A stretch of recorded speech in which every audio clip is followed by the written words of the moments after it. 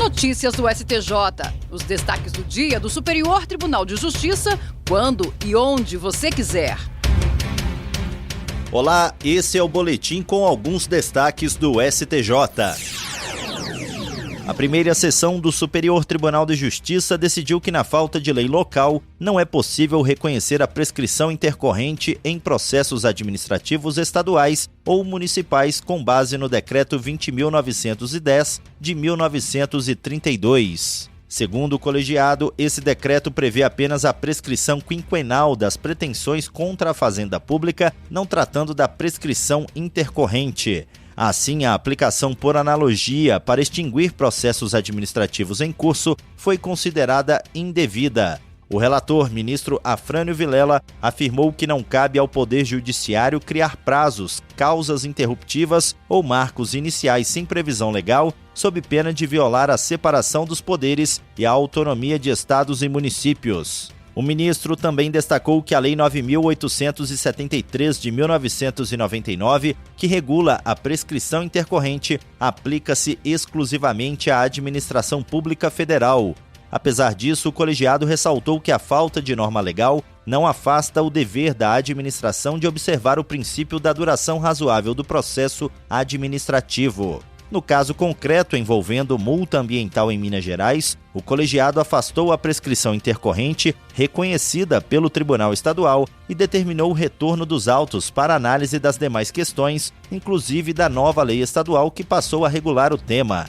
O entendimento foi firmado em julgamento realizado sob o rito dos recursos repetitivos, tema 1294, e deverá orientar o julgamento de casos semelhantes em todo o país.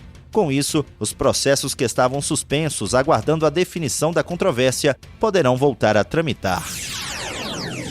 A terceira sessão do Superior Tribunal de Justiça decidiu que nos processos de apuração de ato infracional deve-se aplicar ao adolescente o procedimento do artigo 400 do Código de Processo Penal, garantindo o interrogatório ao final da instrução. A medida complementa a audiência de apresentação prevista no artigo 184 do Estatuto da Criança e do Adolescente. O relator, ministro Rogério Schietti Cruz, explicou que o ECA assegura aos adolescentes todos os direitos fundamentais e o devido processo legal, razão pela qual o interrogatório precisa ocorrer somente depois de o jovem conhecer todas as provas produzidas contra ele. O ministro lembrou que no passado entendia-se que a audiência inicial era suficiente, mas a jurisprudência evoluiu para evitar tratamento mais rígido do que o dado aos adultos. O colegiado destacou que a ordem de produção probatória é essencial para a autodefesa, já que, como observou o ministro, ninguém pode se defender do que desconhece. Assim, o descumprimento do procedimento gera nulidade apenas se houver demonstração de prejuízo e se a parte alegá-lo no primeiro momento oportuno, sob pena de preclusão.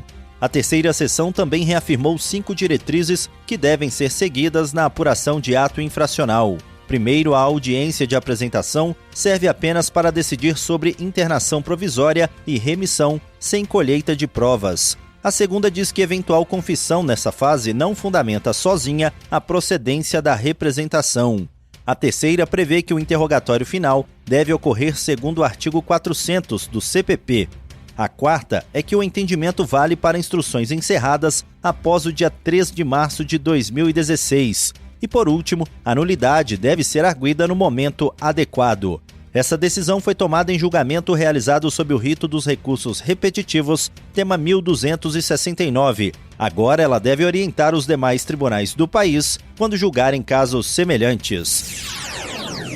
A segunda sessão do Superior Tribunal de Justiça vai definir sob o rito dos recursos repetitivos se descontos indevidos em benefícios previdenciários configuram dano moral presumido. A controvérsia foi cadastrada como tema 1435 e envolve a análise de necessidade de comprovação concreta do prejuízo sofrido pelo beneficiário. A relatora do caso, ministra Isabel Galotti, destacou a relevância jurídica da matéria e o elevado número de processos semelhantes em tramitação no país.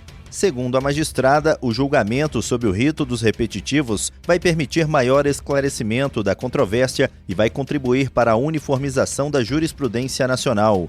Dados da Comissão Gestora de Precedentes indicam a existência de milhares de ações sobre o tema apenas no Tribunal de Justiça de Minas Gerais. A ministra ressaltou ainda que precedentes da 3ª e da 4ª turma do STJ têm entendido que o desconto não autorizado por si só não gera dano moral automático, sendo necessária a demonstração efetiva de violação aos direitos da personalidade do autor. O colegiado determinou a suspensão dos processos em todo o país que discutem a mesma matéria e nos quais tenha sido interposto recurso especial ou agravo em recurso especial. A definição do tema pelo rito dos repetitivos busca garantir maior segurança jurídica, uniformidade nas decisões e celeridade no julgamento de demandas semelhantes em todo o judiciário brasileiro. E esse foi o Notícias do STJ de hoje. Para ouvir mais, acesse o Spotify ou o SoundCloud do STJ. Tchau, tchau. Notícias do STJ, uma produção da Secretaria de Comunicação Social do Superior Tribunal de Justiça.